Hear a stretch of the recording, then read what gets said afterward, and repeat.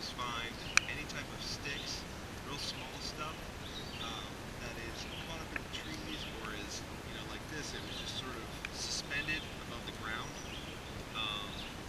So we're going to try to find a bunch more of that.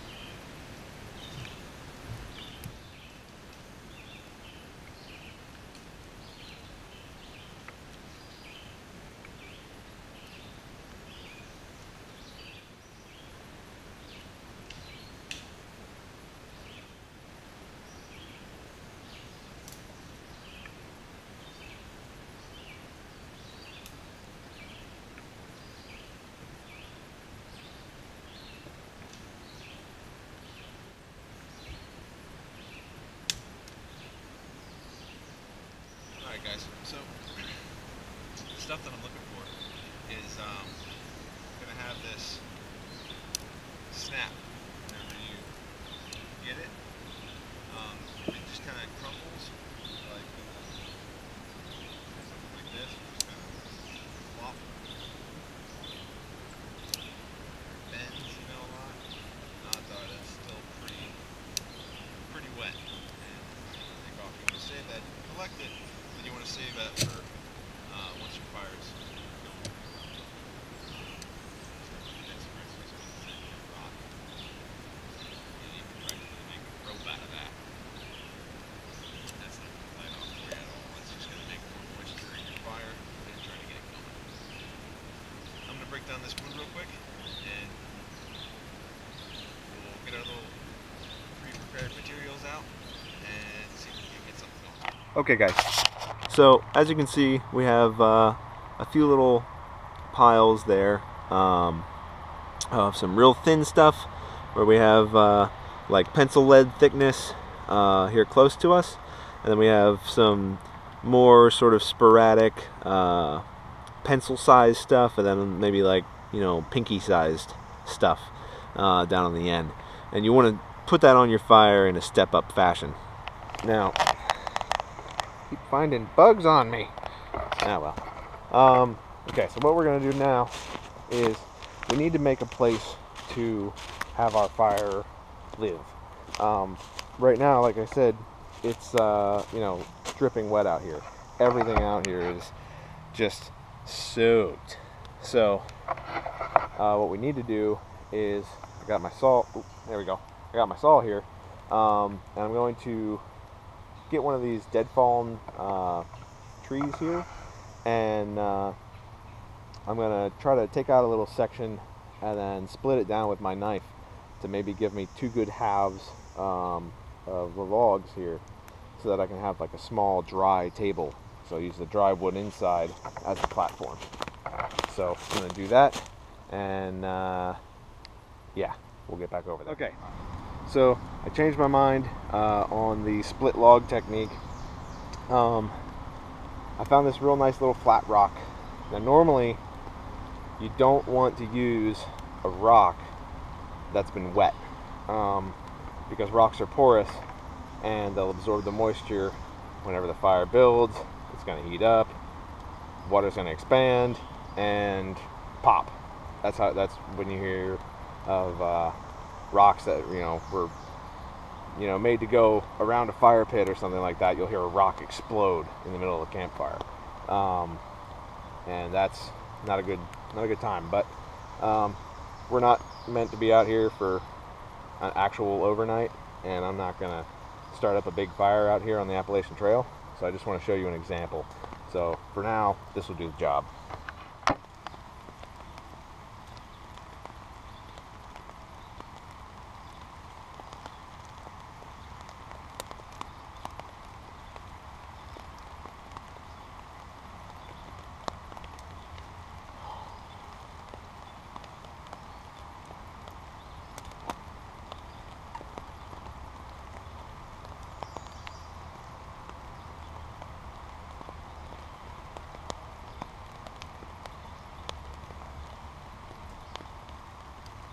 Alright, so what we... you have a string hanging in your face.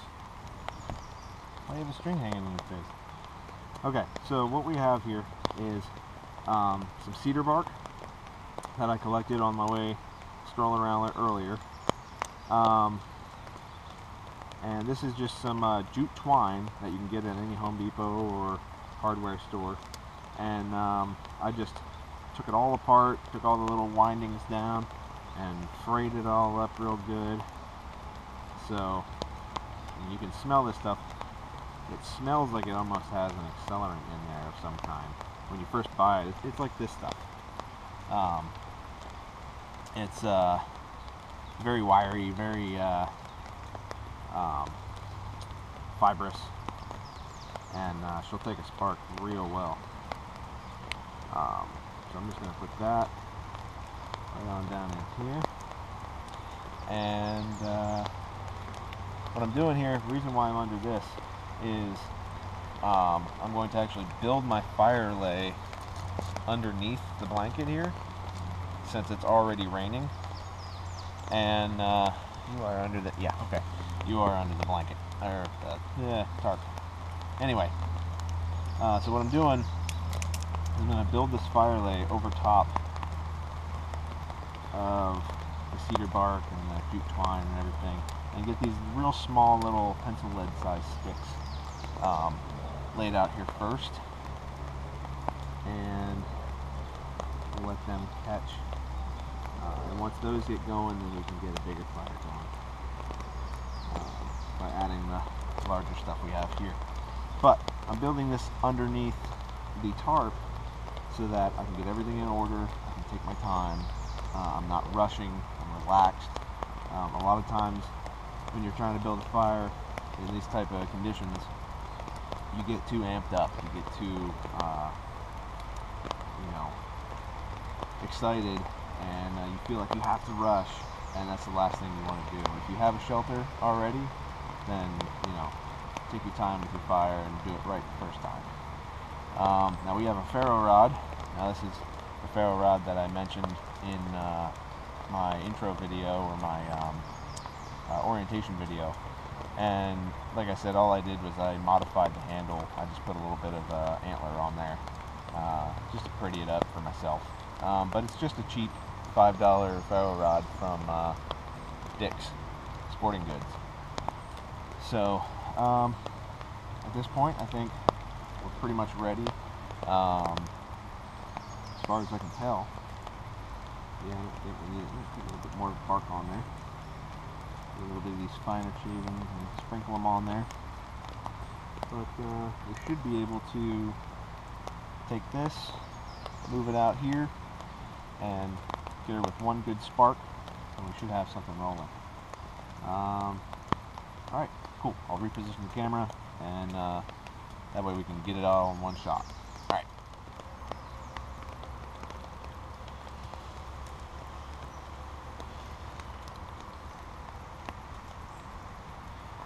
Alright, now I'm going to get my knife out a while, ready to strike this thing, and get it rolling.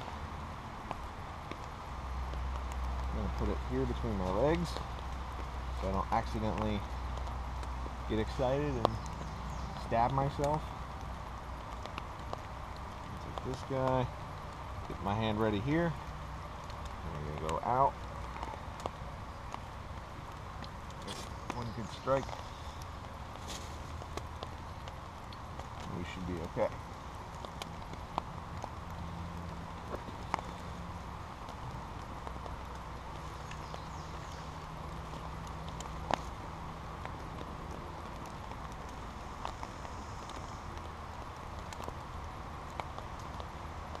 We need to baby this thing, and she may go out, but try to keep as much rain off of her as we can. What else do I have? We're doing okay now.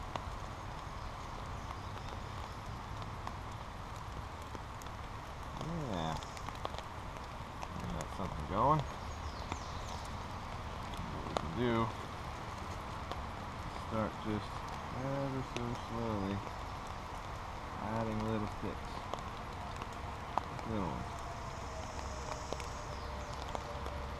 Just to keep that.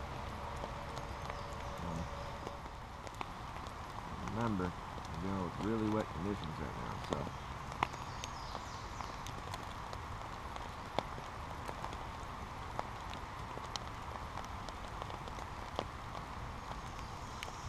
you can just hear this stuff sizzling.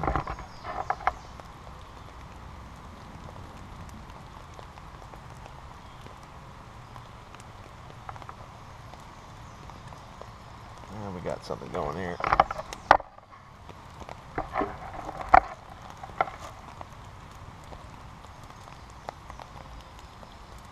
Alright, now ideally when you're doing a fire, you don't want to start adding fuel, especially in this type of situation. You don't want to smother your fire.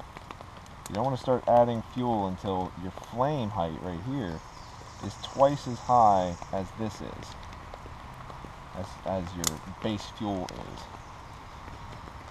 So as our flames are coming up to about this level, I feel a little more comfortable putting a little bit more on there.